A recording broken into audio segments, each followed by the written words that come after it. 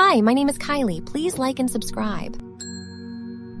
I am a beautiful married woman and a mother of 2 little sweetie kids. We live in a modest apartment building with 3 floors, together with my husband and my lovely children. Thanks to God, we have only seen good from our neighbors, and our relationship with them is great. In the apartment opposite ours lives an old man. The poor guy spent his last days alone. I don't know if his children left him or if he never had any. When our old neighbor passed away, Oliver, his nephew, moved into the apartment opposite us. When I first met him, he was carrying big boxes of his belongings, and I noticed the numerous tattoos on his arms and long beard. I was scared of his appearance and quickly ran to tell my husband what I saw. Yeah, I also saw his intimidating look, but that's not surprising since he was in prison for a long time. His uncle, may he rest in peace, told me about it. He didn't kill anyone, but I can't remember his crime, maybe theft or assault. I don't know. What should we do? He can't live here. We have kids, and I don't want them around such a person. No one can stop him from living in his inherited house from his uncle as long as he doesn't do anything illegal. Calm down. Forget about your fear. Did you forget that you have a man who protects and defends you? Treat him like any other neighbor. Don't approach him or avoid him, and everything will be fine. Trust me, babe. I followed my husband's advice. I greeted Oliver whenever I saw him in the building, but I didn't talk to him. He barely responded to my greetings and looked at me in a creepy way as if he wanted to get rid of me. According to my husband, I imagined those things because of his past and his rough and unconventional appearance.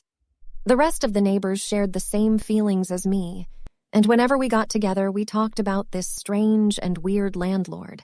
But over time, we got used to his presence among us, especially since he rarely appeared, and we hardly saw or heard from him. He spent most of his time in his apartment, and we respected his privacy. So, this dude would leave his apartment in the morning and come back late at night. But one day, when I was coming back from the grocery store with a bunch of bags, I ran into him in the elevator and offered to help him out. I politely declined, but he insisted and carried the bags to our apartment and put them in the kitchen. Then he went to the living room, looked around and said, "Wow, what a beautiful house. You guys must be rich." "No, we're just regular people, and most of these things were brought here by my husband from his family's house. Thank you for helping me. Goodbye." Oliver looked at me in surprise, then smiled and left the apartment to go back to his own place. I locked the door behind him and my heart was pounding because I was really scared and regretted letting him in. When my husband came home from work and heard what happened, he simply said, "The guy has good taste, but it's probably best not to let him in here again." I definitely wouldn't do that again, because in my opinion, he could have easily killed me. I thanked God that the kids were at school, otherwise they would have been really scared. And my fears were confirmed when the apartment building was robbed, and the first thing I said was, "Oliver definitely did this." When the police came to investigate, I hurried to tell them about the ex-convict living in the building, and they promised to listen to his testimony. They called him in, but he wasn't caught, so he went back to his apartment that same day. But before he could enter his apartment, our doorbell rang. I didn't dare open the door, so he spoke to me from behind it. "Why did you do that? Why did you take me to the police? Does that mean I'm responsible for everything that happens in the world?" I paid for my mistakes. Don't you think I deserve to live like everyone else? "You're a criminal. Go away and never come back." He didn't respond to what I said, so he preferred to enter his house. I felt ashamed of myself because I was hostile towards him and thought about apologizing, but my fear of him prevented me from doing so. So I promised myself to stop attacking him, at least until we know the result of the investigation. When my husband came in the evening, we decided to visit our neighbor who was robbed to offer our help. We found most of the building's residents there, and they were talking about their suspicions of Oliver. Who else could have done this? And why did the theft happen shortly after he moved in here? Everyone started presenting arguments and evidence of his involvement and solutions for his presence among us. We all agreed on the necessity of expelling him from the building, even if his guilt is not proven. And I don't know why, but I felt sad for him, even though I was the first to accuse him and report him to the police. Something he said to me behind the door had aroused my compassion. He was right. Are all thieves with a record? Do all former prisoners repeat their crimes? Some of them must return to their normal lives after realizing that what they did was wrong. But I didn't defend him in front of the neighbors and let them plan to expel him. But the next day, I went to Oliver's apartment and rang the bell. He opened the door and was surprised to see me standing in front of him. Then he sarcastically said to me, "Did the little lady find the courage and bravery to come to the wolf's den? Did you commit the theft or not?" "No, then no." I looked into his eyes and knew he was telling the truth.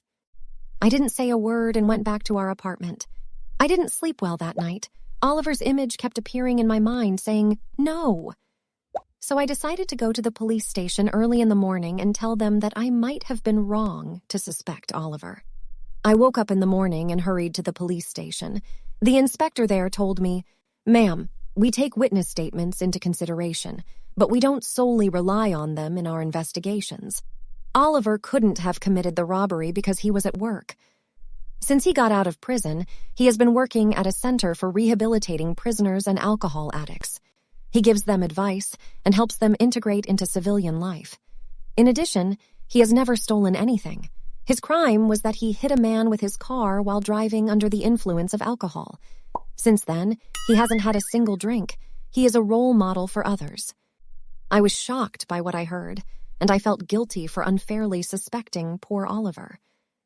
The first thing I did after leaving the police station was to contact all the residents of the building, including Oliver, and invite them to an emergency meeting at our house. When the quorum was met, I told them what I had learned from the inspector and publicly apologized to my poor neighbor. He was deeply moved by my words and accepted my apology. Everyone else apologized to him as well and welcomed him to the building. Shortly after, we found out that the gang that robbed the apartment had been caught. And so, Oliver became one of us, and we found him to be a wonderful and kind person. From that day on, I no longer judged people by their appearances because hearts are the most important thing in a person. So my friends, what do you think of my story? What would you do if you were in my place? Well, I'll wait for your answers in the comments below. Do you agree with me? Until next time with a new experience. Goodbye.